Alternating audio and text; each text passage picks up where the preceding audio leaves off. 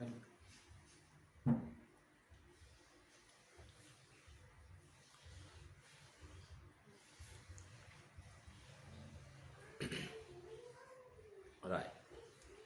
අයිබන් රත්න දුවේ පුතේ අයිබන් දෙමාපියනි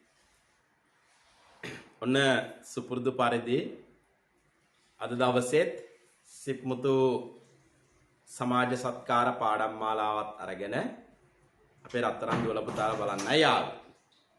දැන් අපි දන්නවා පාසල් ආරම්භ වීම සම්බන්ධයෙන් තාමත් ස්ථීර තීරණයක් එහෙම නැත්නම් නිගමනයක් රජයේ මගෙන් ප්‍රකාශයට පත් කරලා නැහැ. ඒක නිසා පාසල් ආරම්භය කෙසේ වෙයිද කියන එක ඔයාට අපට අපි හැමෝටම තාම ප්‍රශ්නයක්.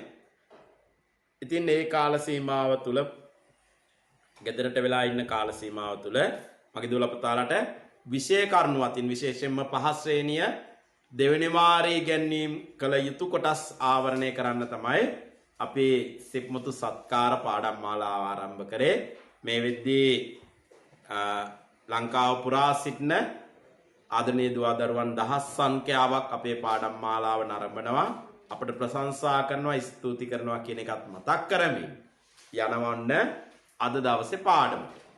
පුතේ අද කතා කරන්නේ අපි සිංහල විෂය කියලා දැන් ඔයාලා හැමෝම දන්නවනේ.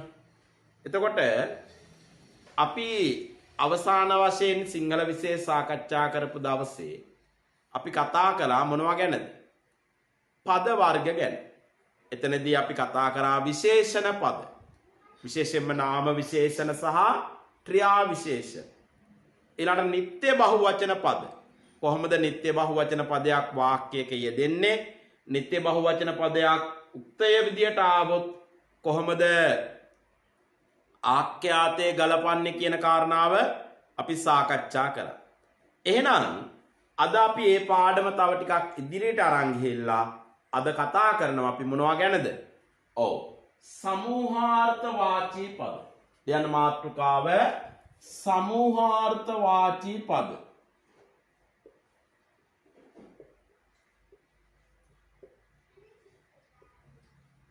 සමූහාර්ථ වාචී පද.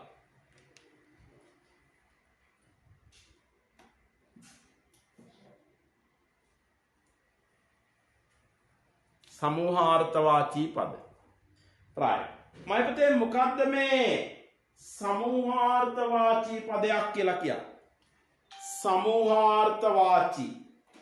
දැන් මේකේ වචනයේ ඇතුළෙම තේරුම තියෙනවා සමූහාර්ථවාචී. ඔව්. සමූහයක් එහෙම නැත්නම් පිරිසක් කණ්ඩායමක් ගැන විස්තර කරන්න ගන්න පදවලට අපි කියනවා පුතේ මොනවා කියලාද? සමූහාර්ථවාචී පද කියලා. ඒතර සමූහාර්ථවාචී පදයකින් හැමතිස්සෙම විස්තර කරන්නේ පිරිසක් ගැන, කණ්ඩායමක් ගැන. තේරුණාද?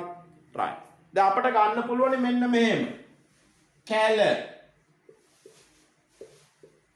පෙළ, රංචුව,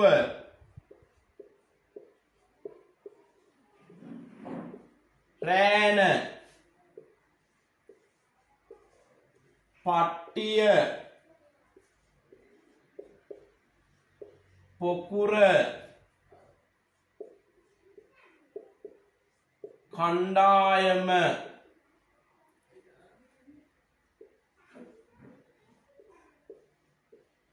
සමූහය,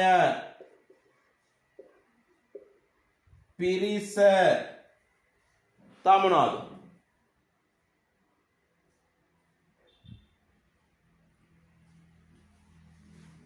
මුල, සේනාව. මෙන්න මේ ඔක්කොම පද පුතේ මොනවද? සමූහාර්ථවාචී පද. ඒ කියලා කියන්නේ පිරිසක් කණ්ඩායමක් ගැන විස්තර කරන්න යොදා ගන්න පුළුවන් පදවලට තමයි පුතේ අපි කියන්නේ මොනවා කියලාද? සමූහාර්ථවාචී පද කියලා. ලියා ගන්න තර ලකුණක් දාලා මෙහෙම පිරිසක්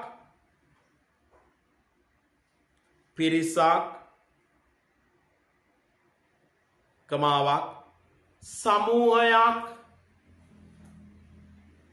समूहයක් කණ්ඩායමක් කණ්ඩායමක් පිළිබඳව පිළිබඳව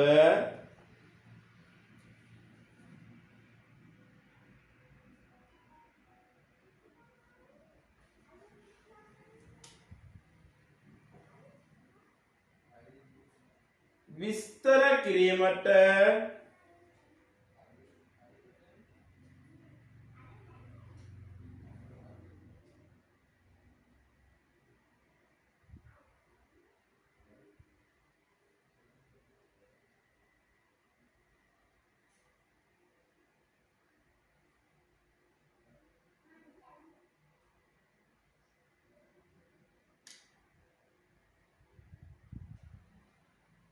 විස්තර කිරීමට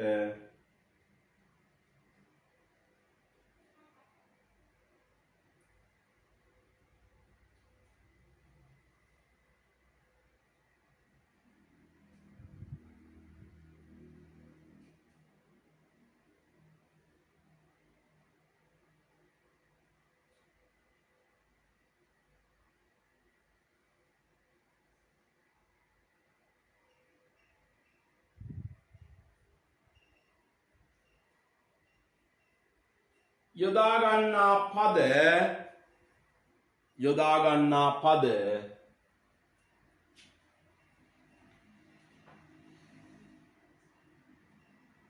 समूहार्थवाची पद समूहार्थवाची पद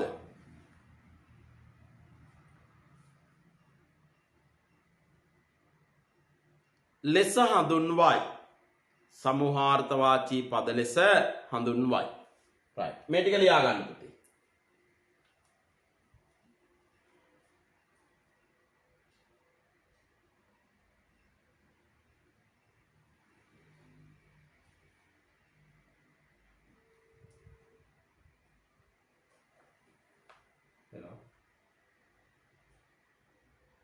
hello oh miss මොකක්ද කියන්නේ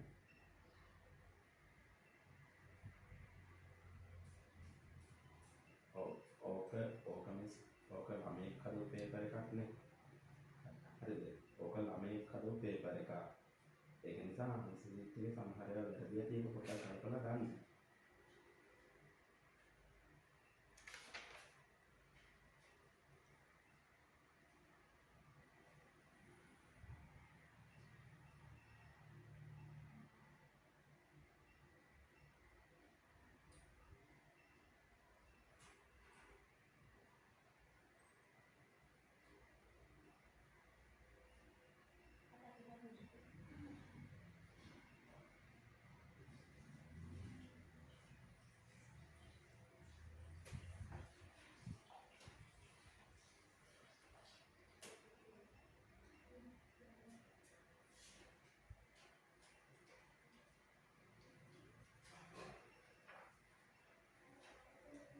හරිද පුතේ right එතන අපි මේවට කියනවා මොන පද කියලාද समूहार्थवाची पद කියලා නේද समूहार्थवाची පදයක් කියලා කියන්නේ ඇයි මේ පද වලින් පිරිසක් නැත්නම් කණ්ඩායමක් එමත් නැත්නම් සමූහයක් ගැන විස්තර කරන නිසා ඊළඟ පුතේ මෙන්න මෙහෙම වැඩක් වෙනවා මේ समूहार्थवाची पद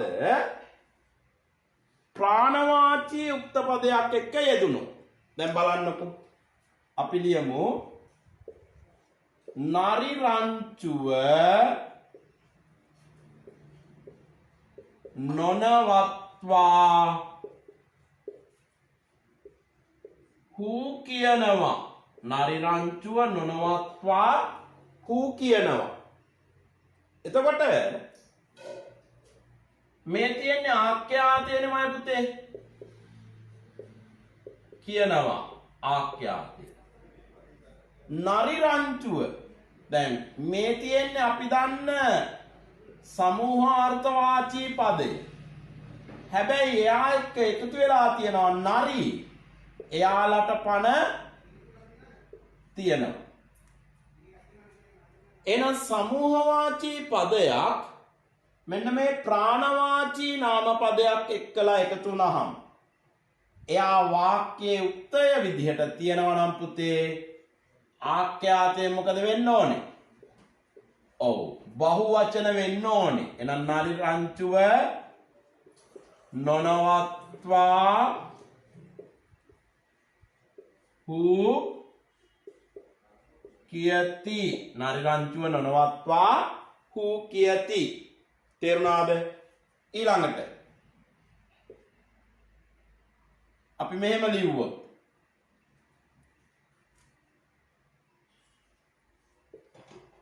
ළමයි කණ්ඩායම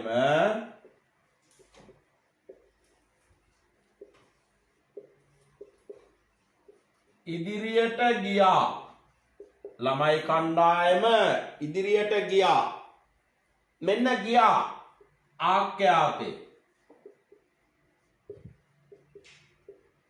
ළමයි කණ්ඩායම මෙන්න කණ්ඩායම අපි දන්න කියන පදයක් සමූහාර්ථවාචී පදේ.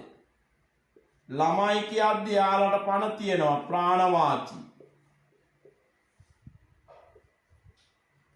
එහෙනම් කොහොමද ආඛ්‍යාතෙ එන්නේ?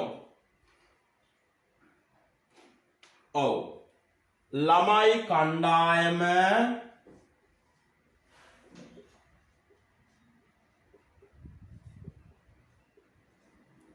ඉදිරියට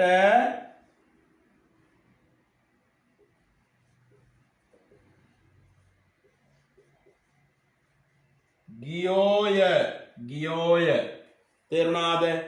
ඇයි පුතේ මෙතන බහුවචන උනේ? මේ ප්‍රාණවාචී නාම පදයක් එක්කලා සමූහාර්ථවාචී පදයක් ආව නිසා. තේරුණාද? right. මේ වාක්‍ය දෙක ලියා ගන්න ඉක්මනට. ඉක්මන් කරන්න.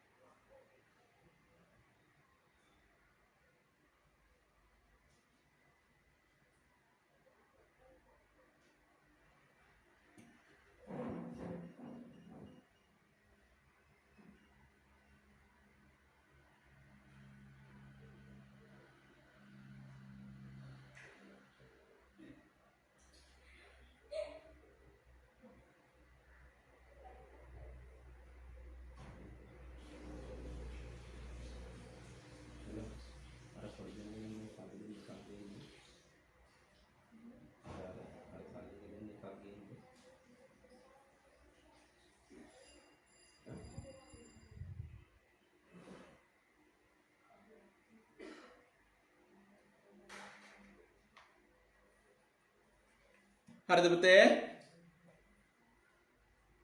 right. එහෙනම් ලියන්න පහලින් තව ලකුණක් දාලා මෙහෙම.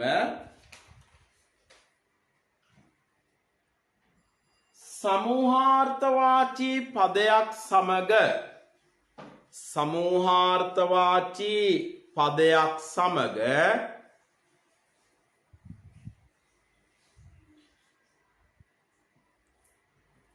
සමූහාර්ථවාචී පදයක් සමග ප්‍රාණවාචී නාම පදයක් ප්‍රාණවාචී නාම පදයක්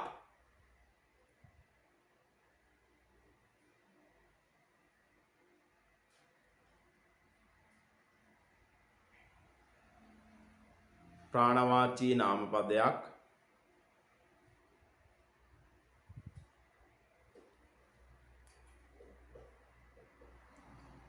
වාක්‍යයක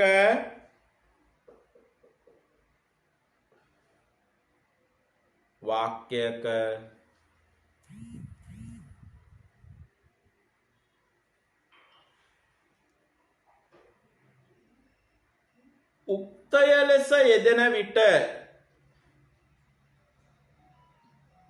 වාක්‍යයක උක්තය ලෙස යෙදෙන විට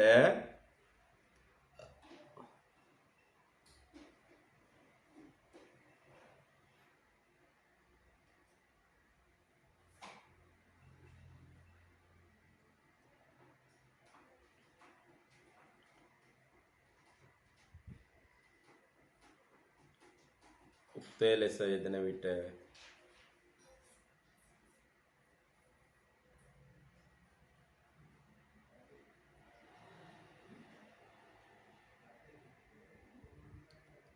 ආඛ්‍යාතය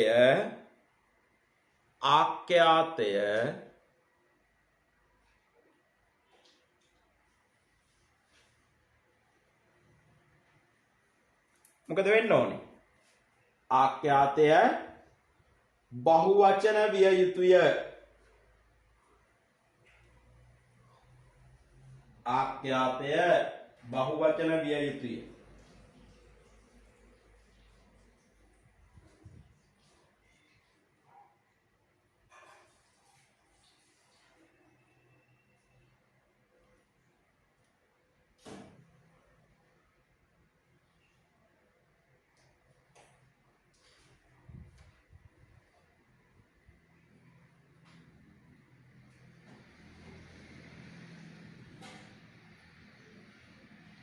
ආඛ්‍යාතේ බහුවචන විය යුතුයි. තේරුණාද පුතේ? right. සමූහාර්ථවාචී පදයක් එක්ක මොකක්ද ප්‍රාණවාචී නාම පදයක් උක්තය විදිහට ආවොත් ආඛ්‍යාතේ බහුවචන වෙන්න ඕන. එහෙනම් අපි ඊළඟට බලමු මෙහෙම. දැන් බලන්න.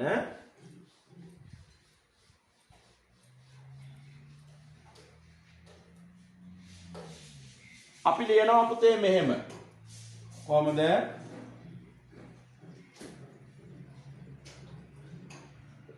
ගස්පෙළ ඉදිරි බිමට වැටෙනවා. ගස්පෙළ ඉදිරි බිමට වැටෙනවා. මෙන්න වැටෙනවා. ආඛ්‍යාතය. ගස් පෙළ කියන පදය අපි දන්නවා සමූහාර්ථවාචී පදයක්.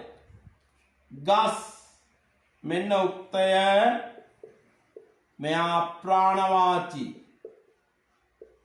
එහෙනම් ඔන්න පුතේ අප්‍රාණවාචී නාම පදයක් එක්ක සමූහාර්ථවාචී පදයක්. තේරුණාද? අප්‍රාණවාචී නාම පදයක් එක්කලා සමූහාර්ථවාචී පදයක් වාක්‍ය උක්තය බවට පත් වෙලා තියෙනවා. එහෙනම් දැන් ආඛ්‍යාතය මොකද වෙන්න ඕන? දැන් මෙයා ප්‍රාණවාචී වුණා නම් ආඛ්‍යාතය බහුවචන වෙන්න ඕන. නමුත් මෙයා අප්‍රාණවාචී නිසා මගේ පුතේ ආඛ්‍යාතය ඒක වචන වෙනවා. එහෙනම් ගස් පෙළ ඉදිරි බිමට වැටෙයි. ගස් පෙළ ඉදිරියේ බිමට වැටෙයි. ඊළඟට අපි මෙහෙම ලියනවා.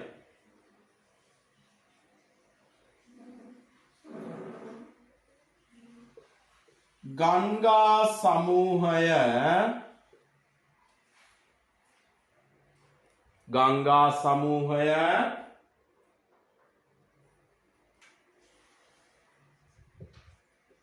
වේගයෙන්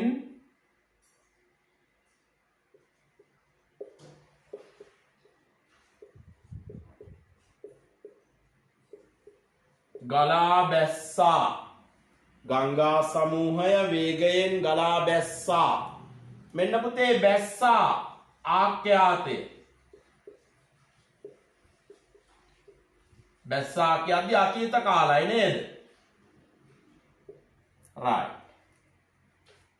උක්තය ගංගා.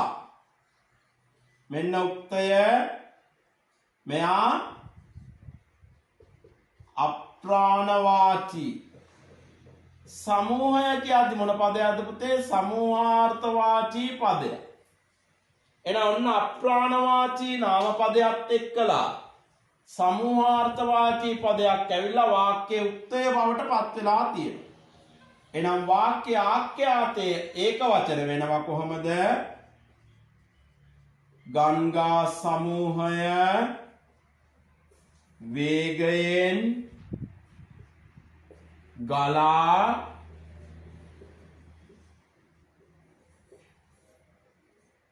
බැස්සේ ය. ගංගා සමූහය වේගයෙන් ගලා බැස්සේ ය. right. ඉක්මනට ලියා ගන්න දැන් වාක්‍ය දෙක.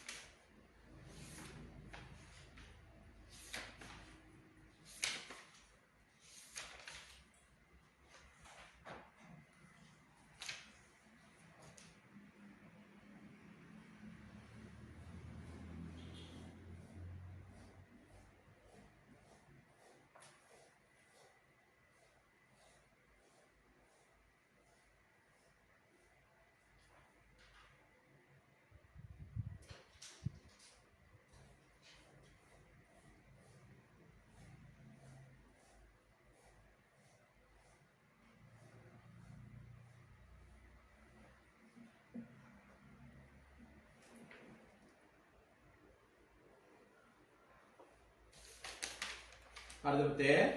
right. එහෙනම් ලියා ගන්න පහලින් මෙහෙම.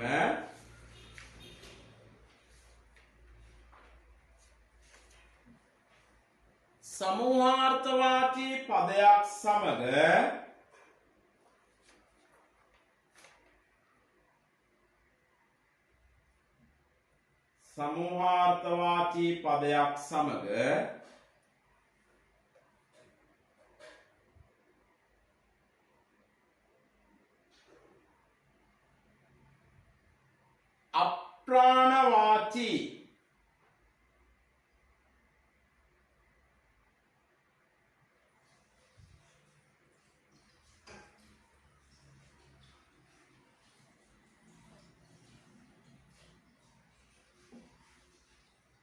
අප්‍රාණවාචී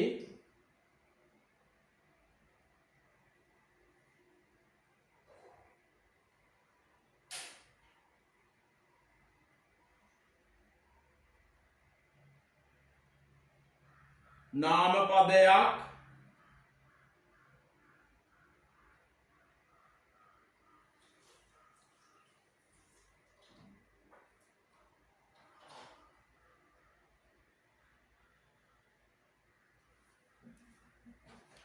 උක්ත පදය ලෙස අප්‍රාණවාචී නාමපදයක් උක්ත පදය ලෙස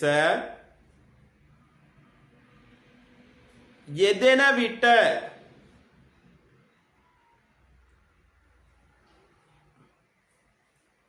උක්ත පදය ලෙස යෙදෙන විට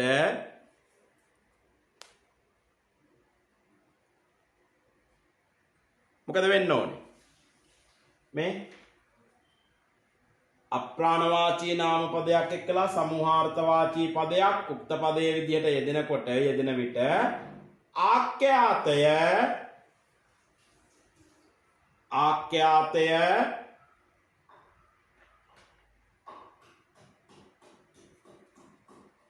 ආඛ්‍යාතය ඒක වචන විය යුතුය. ආඛ්‍යාතය ඒක වචන විය යුතුය.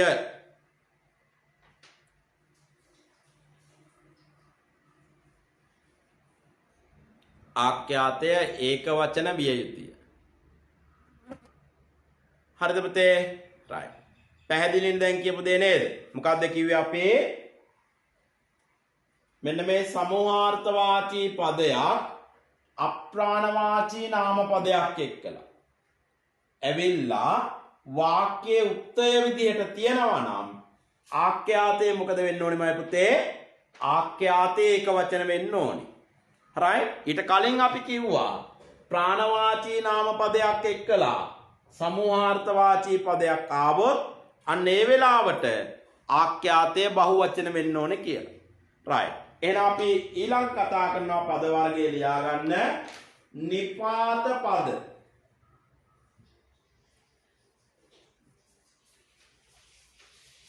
නිපාත පද.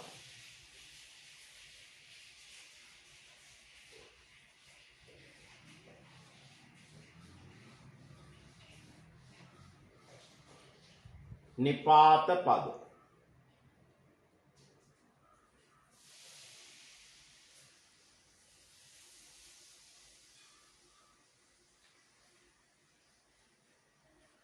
right. මොනවද පුතේ නිපාත පද කියලා කියන්නේ? නිපාත පද. ඔව්. නිපාත පදයක් කියලා කියන්නේ හරියට අපට නීතියක් කියන්න බෑ. මෙයා වාක්‍යයක මෙතන ඉන්න ඕනේ කියලා. හරිද? නිපාත පදයක් ස්ථිරවම වාක්‍යයක මෙන්න මෙතනයි යෙදෙන්නේ කියලා කියන්න බෑ පුතේ. එයා වාක්‍යයක මුල ඉන්නත් පුළුවන්. මැද ඉන්නත් පුළුවන්. අග ඉන්නත් පුළුවන්. තේරුණාද? වාක්‍යයක මුල මැද අග ඒ කවර තැනක හරි යෙදිලා විවිධ අර්ථයන් ගෙන දෙන පද. එක එක තේරුම් ගෙනල්ලා දෙනවා. එක එක විදිහට යෙදෙනවා. අන්න ඒවට අපි කියනවා මොනවා කියලාද? නිපාත පද කියලා. දැන් මෙහෙම යෙදෙන නිපාත පද කීපයක් තියෙනවා අපේ සිංහල භාෂාවේ. මොනවද? උදෙසා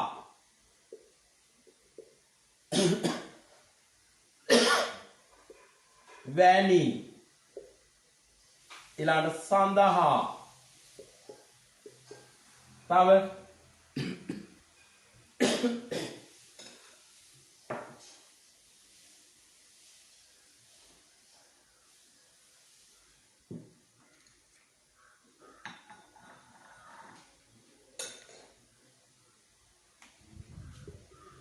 පිනිස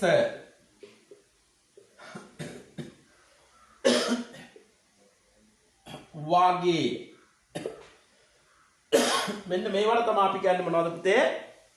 නිපාත පද කියලා. ඒතකොට නිපාත පදයක් යෙදෙන්නේ කොතනද කියලා අපිට හරියටම කියන්න පුළුවන්ද? බෑ. එහෙනම් ලියා ගන්න මෙහෙම. වාක්‍යයක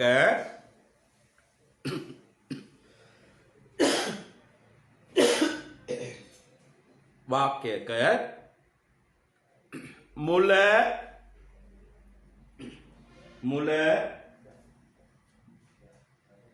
කමාවක්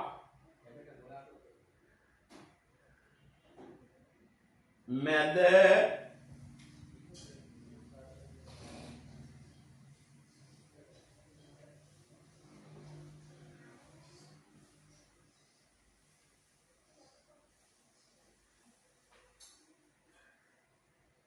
අග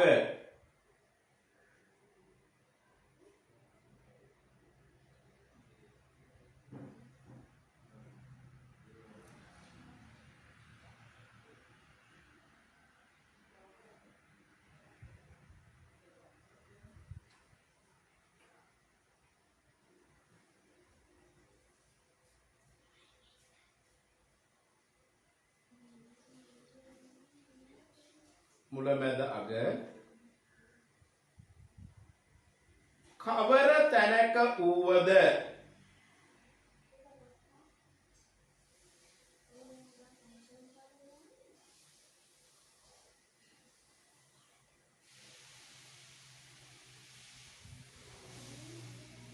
යෙදී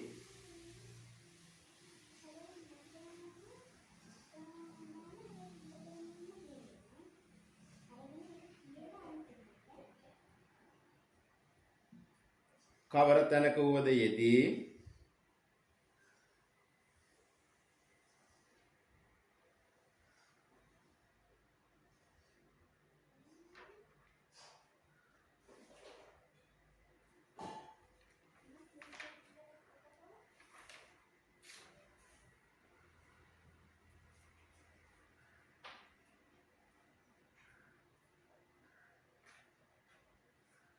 විවිධ අර්ථ ගෙන ඒමට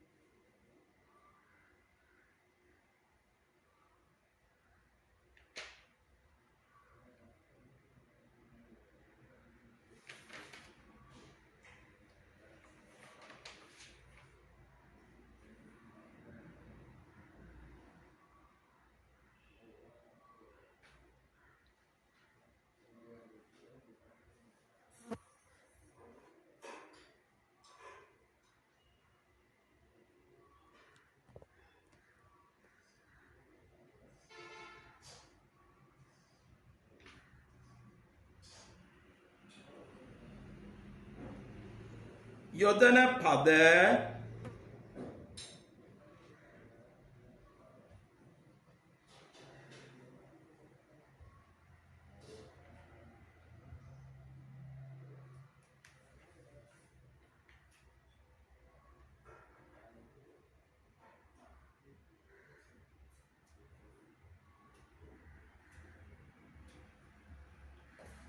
විවිධ අර්ථ ගෙන ඒමට යොදන පද නිපාත පද ලෙස හඳුන්වයි.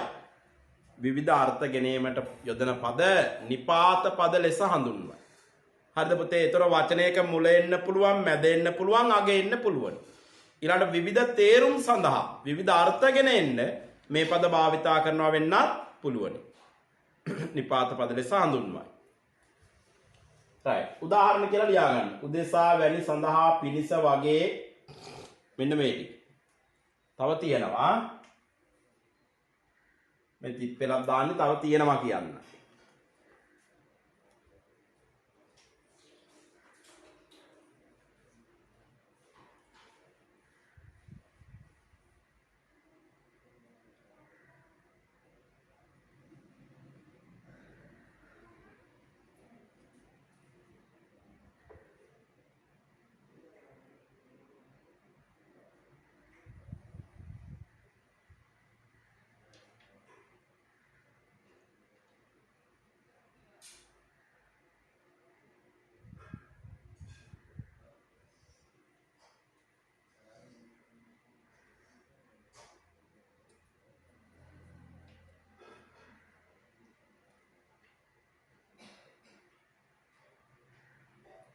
හරිද පුතේ? හරි. දැන් මේ නිපාත පද ඇතුලේ තියෙනවා ඊටමත් වැදගත් පද ටිකක්. හරිද? ඒවට අපි කියනවා සම්බන්ධ වාචී නිපාත පද කියලා. මේ සම්බන්ධ වාචී නිපාත පද කියලා කියන්නේ පුතේ මොනවා හරි දේවල් දෙකක් එකට සම්බන්ධ කිරීමට යොදා ගන්න පුළුවන් පද. මොනවද? මෙන්න මේවා. සේ මෙන් බඳු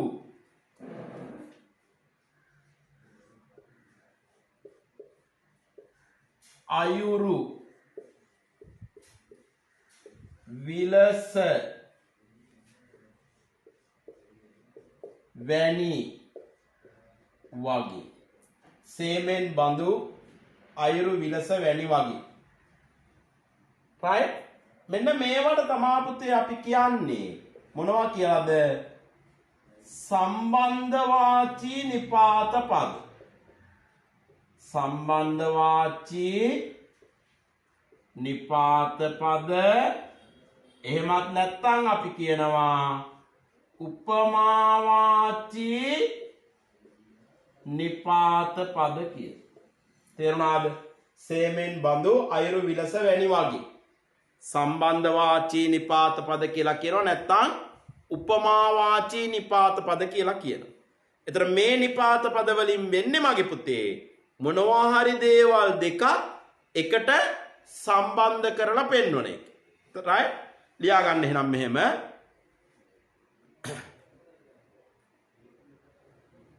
කුමන හෝ දේවල් දෙකක්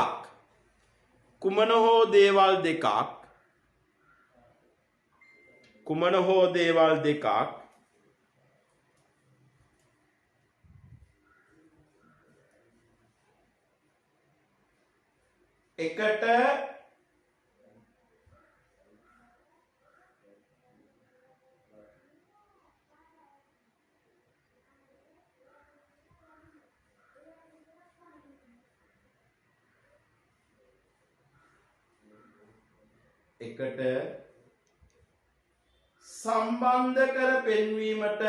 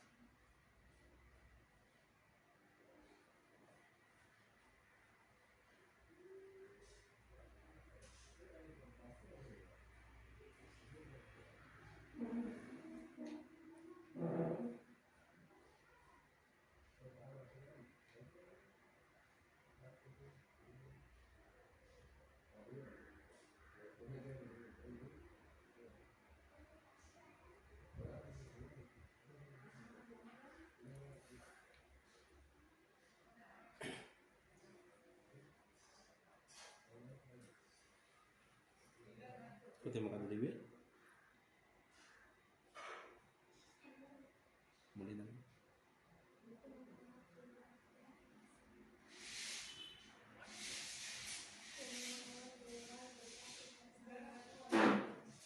සම්බන්ධ කර පෙන්වීමට යොදන පද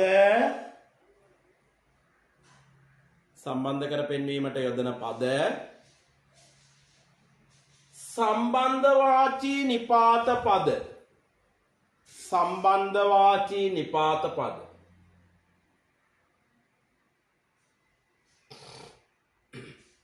හෙවත් මොනවද පුතේ? ඔව් උපමාවාචී නිපාත පද සම්බන්ධවාචී නිපාත පද හෙවත් උපමාවාචී නිපාත පද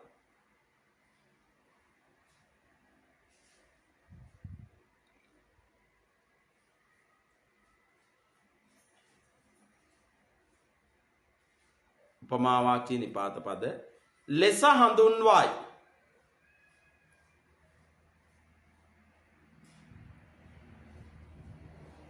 ලෙස හඳුන්වයි. right?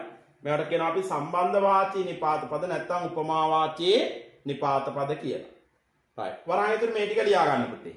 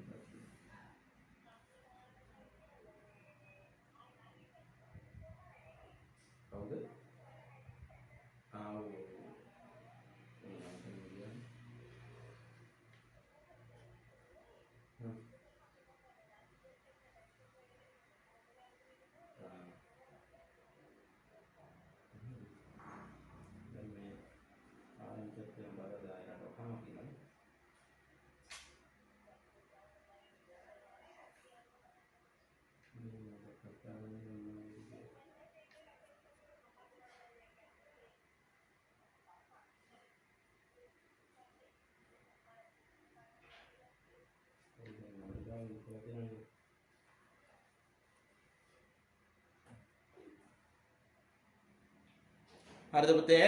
right. එතන මෙන්න මේවට තමයි අපි කියන්නේ මොනවා කියලාද? උපමාවාචී නිපාත පද නැත්නම් සම්බන්ධවාචී නිපාත පද. එතන පුතේ මේ උපමාවාචී නිපාත පද වලින් නැත්නම් සම්බන්ධවාචී නිපාත පද වලින් කරන්නේ මොනවා හරි දේවල් දෙකක් එකට සම්බන්ධ කිරීම. අන්නේ දේවල් දෙකක් එකට සම්බන්ධ කරන අවස්ථාවට අපි කියනවා මොකක් කියලාද? උපමා උපමේය කියලා.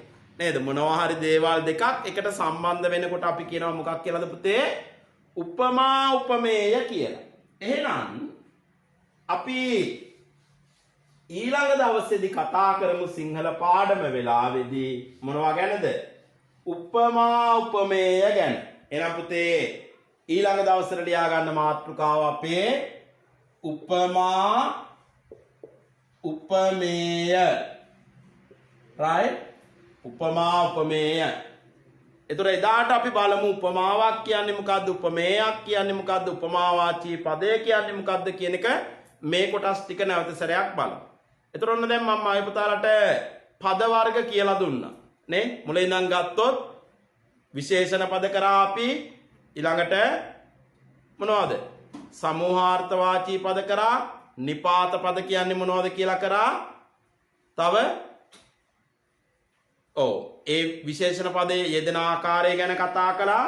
මෙන්න මේ කොටස් ටික නිත්‍ය බහුවචන පද කතා කරානේ. ඒතර නිත්‍ය බහුවචන පද වාක්‍යයක යෙදෙන්නේ කොහොමද කියන එක කතා කළා. මේ කොටස් ටික පුතේ එකින් එක පැහැදිලිව වෙන වෙනම කියලා දෙන්නේ. මේ ටික ඔයා දැනගෙන ඉන්න ඕනේ. හොඳට මතක තියාගන්න අපි මේ ඉගෙන ගන්නේ විභාගේ පාස් වෙන්නම නෙමෙයි පුතේ. නේද? විභාගේ පාස් වෙන්න ඕනේ. හැබැයි විභාගයෙන් පාස් වුණාට වඩා අපි මේ දේවල් දැනගෙන ඉන්න ඕනේ.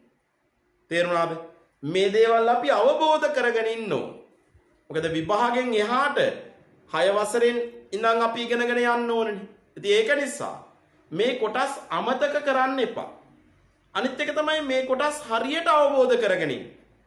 එහෙම වුණාම විභාග ප්‍රශ්න පත්‍රයේ මේවා මොන විදියට ආවා මොන හැඩයෙන් ඇහුවත් ඔයාට හරියට ලියන්න පුළුවන්. එහෙනම් අද දවසේ සිංහල පාඩමෙන් අපි සමුගන්නයි සූදානම් වෙන්නේ. ඊළඟ දවසේ අපි කතා කරනවා උපමා සහ උපමේය ගැන. එහෙනම් මගේ රත්තරන් දුවලා පුතාලා මේ ටිකේ පරිස්සමෙන් සතුටින් ගෙදරට වෙලායි. බය වෙන්න කාරණාවක් නැහැ නේද? ඔයා ගෙදරට වෙලා ඔයාගේ වැඩ ටික කරන්න. අපි ඉස්කෝලේ යන්න පුළුවන් වුණු දවසට ඒ ගමන යන්න. එහෙනම් සියලු දෙනාට ආයුබෝවන්.